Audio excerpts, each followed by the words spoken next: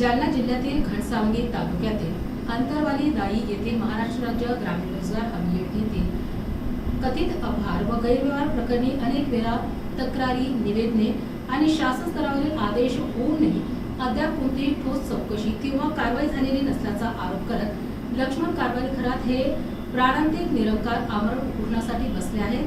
आता प्रशासन या निवेदनावर काय भूमिका घेते आणि चौकशी संदर्भात कोणते निर्णय घेतात याकडे सर्वांचे लक्ष लागून आहे। या उपोषणकर्त्यांना वरिष्ठ नेते सुरेश गवळी यांनी भेट देत विचारपूस केली।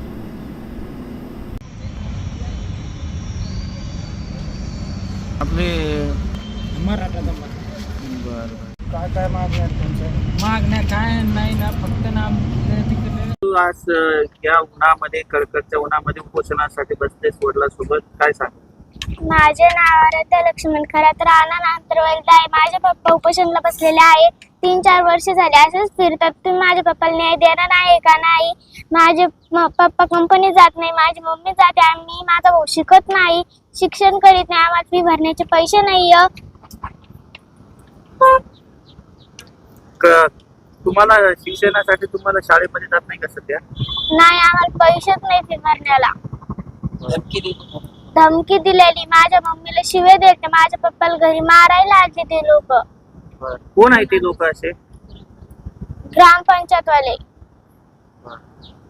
तुझं नाव बाळ? आराध्या लक्ष्मण खरात। ते आमची 2 वर्षापासून माझे पप्पा म्हणतात ती पण विकून टाकायची। नाव आर्यन लक्ष्मण खरात, मी राहणार दाई अंतरवाली, तालुका घनसावंगी, जिल्हा जालना। आम्हाला नाही का गज आणले होते, इटा, सिमेंट, वाळू आणली होती आम्ही। ते म्हणले होते आम्हाला विहीर पण ते निसारली वाळू रेती ठाणार रोडला लावली आणि आमचं वावर पडीत आहे। माझे पप्पा कामाला जात नाही, मम्मी जाती, मम्मीवरच घर चालतं आणि घरात काही सामान नाहीये, काय नाहीये, खायला यायला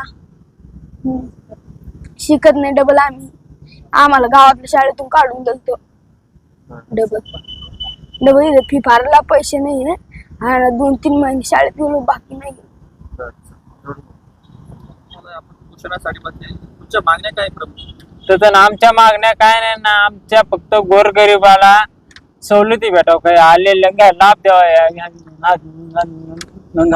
ग्रामपंचायतनी विहिरी आले, विहिरी द्यावा, पांढर रस्ते आले, त्याची रोजगारी हमी द्यावा, घरकुल द्यावा, गाय कोठे द्यावा। आम्हाला काहीच नाही दिलेलं आजपर्यंत। त्याने आता 10-15 वर्ष त्यांनी साधा दलित वस्तीमध्ये एक बल्ब सुद्धा लावला नव्हता। मी ज्या टायमाला मुंबईला पायी गेलो त्या टायमाला ह्या लोकांनी 2-2 बल्ब लावले। क्या पोलवर याची अगोदर काऊन नाही लावले? यांनी जेवण येत नाही, नळ आले, नळाचे बी फक्त आमच्या मागासवर्ग लोक कुणाच पैसे घेतले, यांनी कोणा मराठा समाजाकडून कोणाकडून पैसा नाही घेतला। जेवण येत नाही, त्यांनी तिथं टाकी कुठं बांधली, विहीर कुठं खांदली ते दाखव, पाईपलाईन कुठं केली ते दाखव। याने परत विहिरी मागच्या बी 5 वर्षात विहीर खांदली, तर ती बी फक्त तीनच परस खांदली, त्याच्यावर बिल अख्खं काढलं, बाकीची विहीर नाही खाल्ली।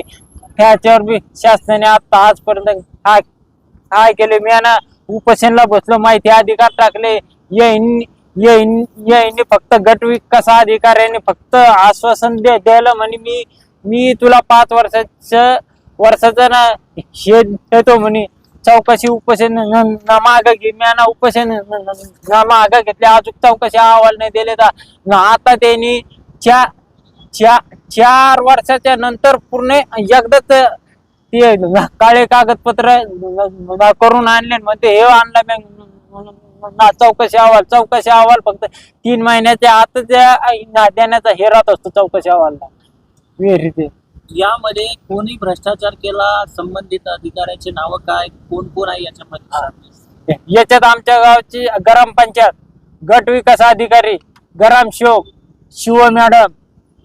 कोणतं गाव आहे आपलं? आता आमचं दाई अंतरवाली घनसावंगी म्हणजे अंतरवाली। हा, आपण या अगोदर उपोषण एवढं टोकाचं पाऊल उचललं, याच्या अगोदर काही पत्र व्यवहार केले होते का? पत्र व्यवहार खूप केलेले मी, खूप म्हणजे पुरावा आहे ना माझ्याकडे सोबत. पण चौकशी केली माझ्याकडे, मुख्यमंत्र्याला सुद्धा पत्र आहे, त्यांनी सुद्धा कारवाई करण्याचे आदेश काढले. पण इकडून सनी शिव मॅडम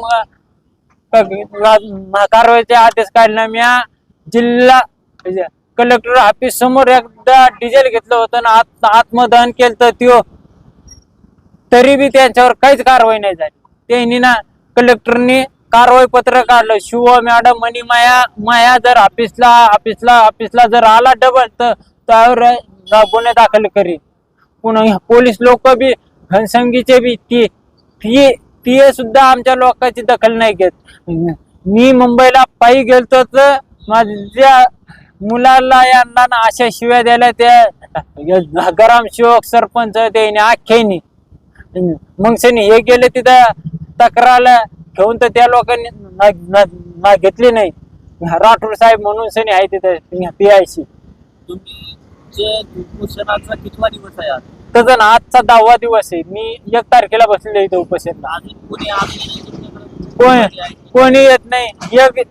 एक दिवस आले साहेब लोकांना परत मी ना हे पत्र घेऊन गेलो तर ते नाकार द्यायला पत्राला.